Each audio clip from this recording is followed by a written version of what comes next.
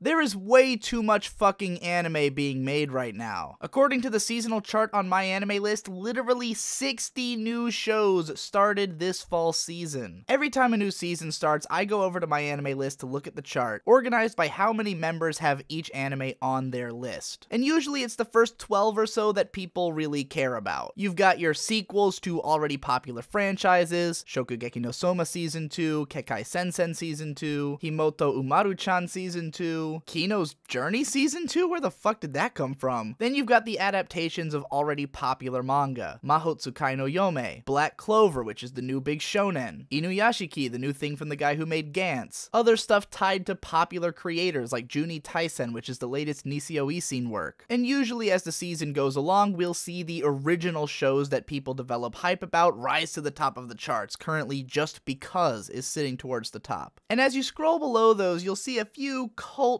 favorites going on here and there. Girls Last Tour, Hoseki no Kuni, maybe a few sequels to shows that not as many people are watching, like another fucking season of Gintama and Love Live. But from there, you just dive into this endless cesspool of bullshit that no one gives a fuck about. This show is called Two Car. It's about cute girls on motorcycles, cause that hasn't happened yet. Oh, but there's sidecars in it, so, you know, that's unique. Is it any good? Hell no. It looks like garbage, half of it's just panning shots. We don't even, like, see a main character for minutes into the episode. Did anybody ask for this? Does anybody like this? Does this have a reason to exist? Now, I know what you're thinking. How can too many shows possibly be a problem? I mean, if you're not somebody who has to make anime analysis for a living, you're probably just gonna ignore most of these shows anyways. And hey, maybe somebody out there likes it. Why would we deprive them of these shows? Well, for the consumer, it really isn't a problem. But for the anime industry, it's definitely worth looking at. After all, what are the big problems we're always hearing about the anime industry? Animators are constantly being overworked and underpaid. Anime studios are constantly bleeding money because they make shows that don't sell. Minor shows are just being pumped out by the dozens and then flying straight under the radar where they honestly belong. Recently, a non-profit organization called the Flying Colors Foundation teamed up with YouTuber The Anime Man in order to run a gigantic poll trying to collect the top 100 anime of all time according to the Western fan base. Over 132,000 people submitted their top 5 favorite anime to this poll. And as much fun as it is to actually have that top 100 list, the most important piece of information from this, and the one which the foundation was most trying to find, is that the top 100 anime took up 70% of all of the votes, while the top 10 anime took up 18%,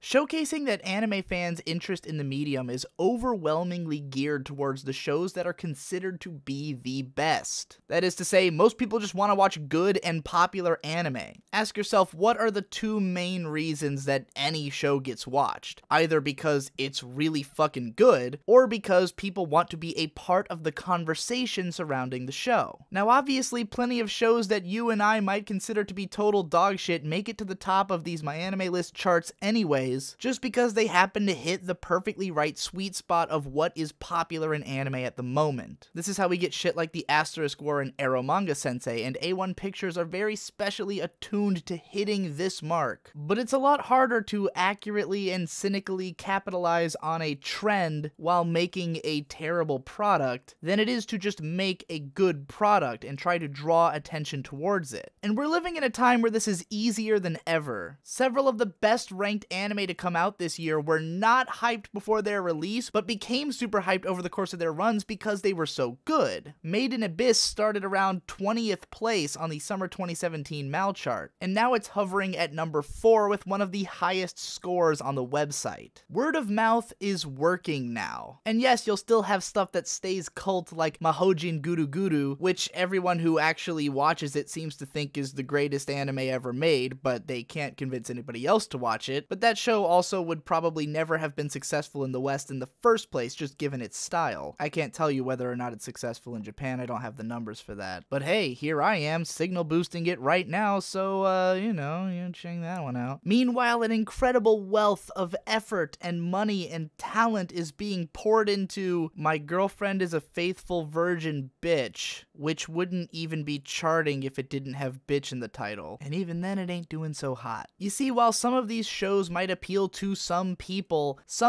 isn't enough to put money in the pockets of the people making the shows. Some people isn't enough to justify the insane amount of anime getting made that no one cares about. Imagine if we consolidated all of that talent and effort from all those lackluster shows and put them into the good shows, boosting them to even greater heights. Shows like Mahotsukai no Yome and Black Clover had big marketing pushes behind them. But imagine if we took all the marketing for all these dogshit shows that nobody cares about and put that into them as well. If you want anime to crack the mainstream and make way more money than it currently is, this is the way to do it. Don't be satisfied with these being the biggest shows of the season. Big fish in a tiny pond. A new anime should be a big event for everybody in the world. If Inuyashiki is supposed to be such a good show, why isn't it on television, or at least being advertised at the start of a YouTube video? In fact, why haven't the producers of the show tried to offer YouTubers like me some kind of endorsement deal so we can promote their shows? We've got the reach, we've got the willingness, you pay me to talk about a show I like? Oh, I'm never gonna shut up about it. Would be a hell of a lot easier than, say, removing my videos from YouTube after I just told 100,000 people that your show was the best show of the year. The number of views on my girlish number video is more than twice the number of people who have it listed on my anime list, and it almost killed my channel. I think you get my point. If we want the anime industry to be successful, there needs to be more faith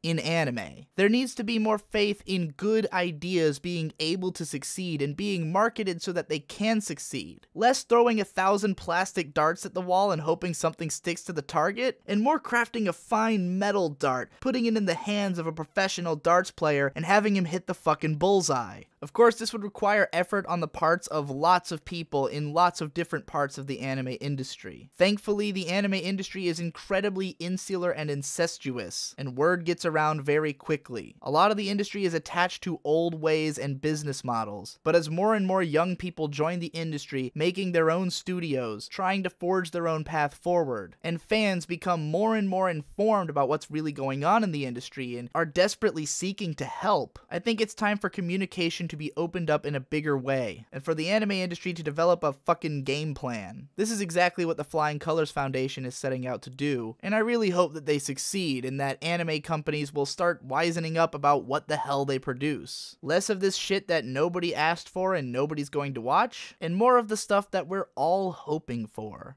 I hope you enjoyed this ranty-ass video. I'm covering a pretty broad topic here, but hopefully I've made all my different points clear. If you want to hear more of my ranting and raving, you should be watching my, 19 different channels, or just subscribe to my Patreon, and every week I put out a content roundup, which sums it all up very nicely. Thanks again for watching, and I'll see you in the next one.